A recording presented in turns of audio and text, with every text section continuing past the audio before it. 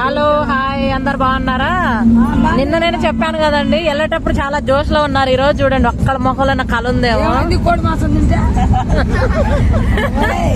చూడండి అసలు ఎట్లున్నారా. నిన్నైతే చాలా హ్యాపీగా రెడీ అయ్యి పూలు పెట్టుకొని బొట్లు పెట్టుకొని ఇవాళ రాత్రి అంతా జర్నీ చేసేవరకు నిద్ర లేదు.